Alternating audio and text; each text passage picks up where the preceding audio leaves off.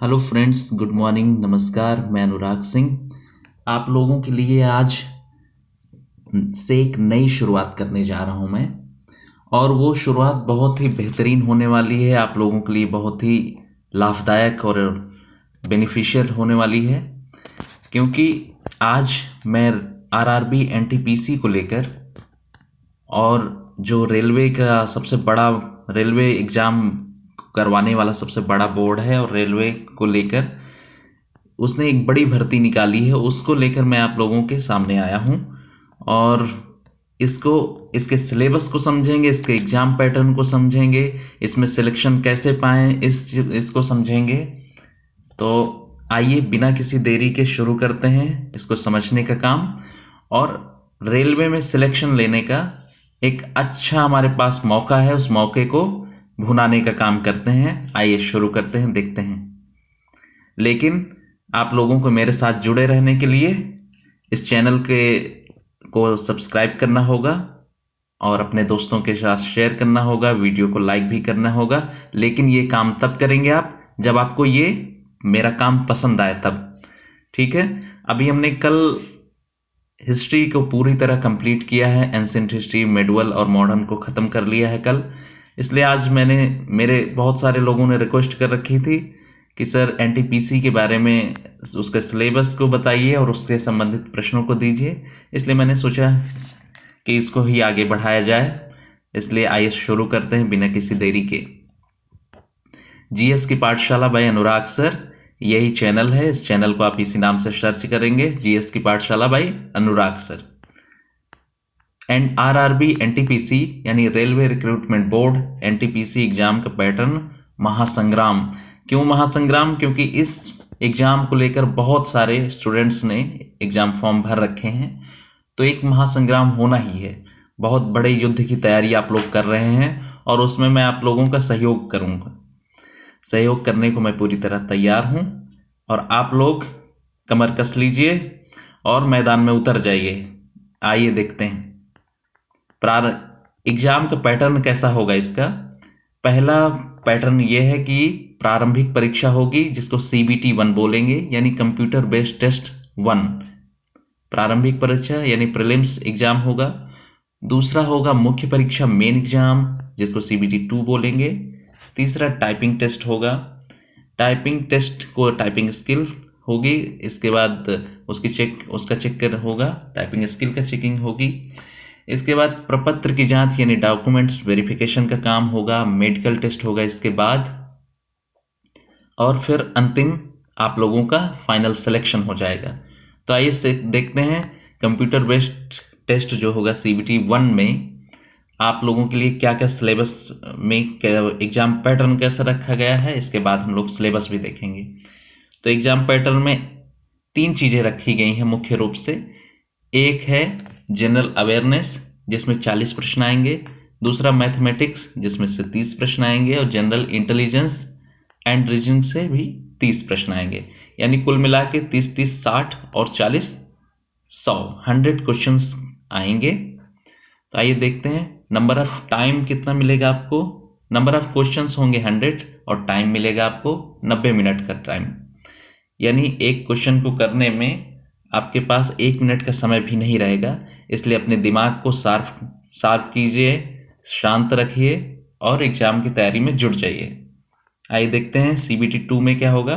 Maximum marks जो है वो 100 का, यानी एक प्रश्न 1 नंबर का होगा। सीबीटी 2 एग्जाम का पैटर्न हम लोग देख लेते हैं। इसमें जनरल अवेयरनेस होगी, उसमें 40 क्वेश्चन थे, इसमें 50 प्रश्न यानी 10 क्वेश्चन बढ़ गए। मैथमेटिक्स में 35 और जनरल इंटेलिजेंस एंड रीजनिंग में भी 35 प्रश्न। इसका मतलब ये है कि आपको जनरल अवेयरनेस में 10 प्रश्न बढ़े, मैथमेटिक्स और रीजनिंग में 5-5 प्रश्नों को बढ़ाकर टाइम आपको वही रखा गया है 90 मिनट का, लेकिन आपको कुछ नंबर ऑफ क्वेश्चंस बढ़ा दिए गए हैं। मैक्सिमम मार्क्स भी बढ़ा दिया गया है, 120 क्वेश्चन होंगे 120 नंबर के, लेकिन समय आपके पास उतना ही है 90 मिनट। ये सीबीटी 2 और टफ होने वाला है, ठीक है। आइए देखते हैं इसके बाद क्या होगा। टाइपिंग टेस्ट जो होगी, आपकी टाइपिंग स्किल जो चेक होगी वो होगी आपके जो वैकेंसी है उसका कुल 8 गुना छात्रों को बुलाया जाएगा उसमें, और 30 जो शब्द हैं वो आपके प्रति मिनट इंग्लिश टाइपिंग होनी चाहिए, और 25 शब्द प्रति मिनट हिंदी टाइपिंग होनी चाहिए। यानी आपको कम से कम इतनी स्पीड तो आपकी होनी ही चाहिए। लेकिन यदि आप प्रैक्टिस करेंगे इंग्लिश की कम से कम 40 और हिंदी का कम से कम 35, तब आपका ये टाइपिंग स्किल पूरा कर पाएंगे आप। अगला देखते हैं, अब इसका सिलेबस देख लेते हैं। RRB NTPC syllabus for general awareness. General awareness में क्या क्या सिलेबस है? पहला सिलेबस का पार्ट है national and international current event, यानी समसामयिक घटनाएं, गेम्स एंड स्पोर्ट्स, खेल और खेल से संबंधित चीज़ें, art and culture of India, यानी भारत की संस्कृति और संस्कृत से संबंधित जो भी चीज़ें हैं भारत की वो चीज़ें। इंडियन लिटरेचर होगा, भारतीय साहित्य पूछा जाएगा। Monuments and places of India, यानी भारत के जो महत्वपूर्ण जो मोनूमेंट्स हैं वो चीज़ें आपसे पूछी जा सकती हैं, जैसे कि हुमायूं का किला कहाँ है, या फिर ताजमहल किसने बनवाया, इस तरह के प्रश्न जो मोनूमेंट्स से संबंधित हैं। अगला छठा आपको इसमें पार्ट दिया गया है जनरल एंड लाइफ साइंस, यानी जीवन से संबंधित जो विज्ञान है वो 10वीं स्टैंडर्ड तक का पूछा जाएगा। History of Indian and freedom struggle, history of India होना चाहिए। हिस्ट्री ऑफ इंडिया यानी भारत का इतिहास और राष्ट्रीय आंदोलन, फ्रीडम स्ट्रगल, जो फ्रीडम स्ट्रगल है उसके बारे में, स्वतंत्रता संग्राम उसके बारे में पूछा जाएगा। Physical, social and economic geography of India and world, यानी भारत की फिजिकल, भौतिक, सामाजिक और आर्थिक जो इकोनॉमिक ज्योग्राफी है वो पूछी जाएगी आपसे। इंडियन पॉलिटी और गवर्नेंस आपसे पूछा जाएगा, यानी भारतीय जो पॉलिटी है उसको और गवर्नेंस से संबंधित प्रश्न आएंगे। और 10वां कि UN and other important world organization, यानी संयुक्त राष्ट्र और दूसरे जो महत्वपूर्ण वैश्विक ऑर्गेनाइजेशन है उनके बारे में। कॉमन एब्रिवेशन भी पूछा जा सकता है आपसे।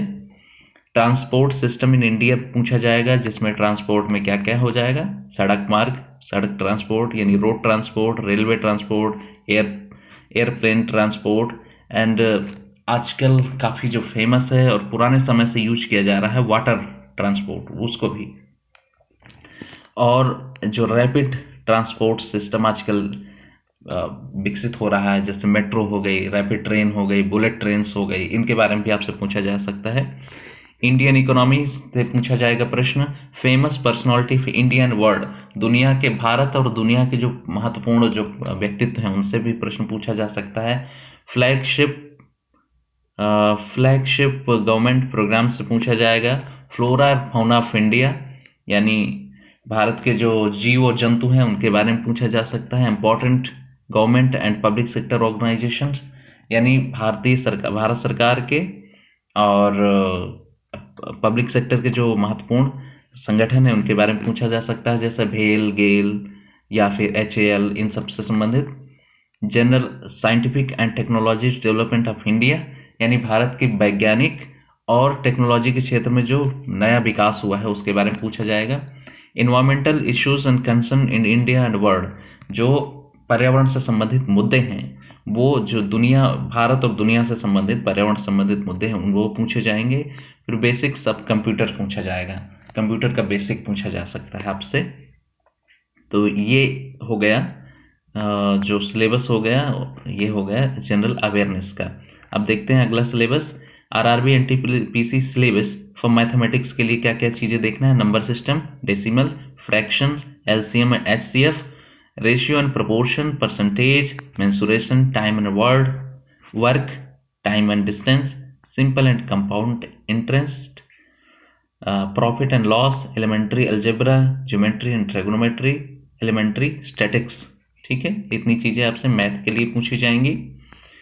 और इसके अलावा आपका जो रीजनिंग का सिलेबस होगा उसको आइए देखते हैं। RRB NTPC syllabus for general intelligence, सामान्य बुद्धि और या सामान्य समझ, और रीजनिंग से संबंधित प्रश्न जो पूछे जाएंगे उसमें 1 नंबर एनालॉगीज पूछा जाएगा, completion of number and alphabetical series पूछी जाएगी, कोडिंग एंड डिकोडिंग भी पूछी जाएगी, मैथमेटिक्स ऑपरेशंस पूछे जाएंगे यानी गणित के प्रयोग, सिमिलरिटीज एंड डिफरेंसेस पूछे जाएंगे, समानता और असमानता, रिलेशनशिप यानी रिलेशन किसके साथ क्या रिश्ता है वो पूछा जा सकता है, एनालिटिकल रीजनिंग पूछी जाएगी, सिलोजिज्म पूछा जाएगा, jumbling, Venn diagram, puzzle, data sufficiency, seat arrangement, इतनी सारी चीज़ें पूछी जा सकती हैं। इसके अलावा भी आपके पास है स्टेटमेंट कंक्लूजन यानी निष्कर्ष निकालने वाले प्रश्न, स्टेटमेंट कोर्सेस ऑफ एक्शन, फिर डिसीजन मेकिंग यानी निर्णय लेने वाली चीज़ें, मैप्स,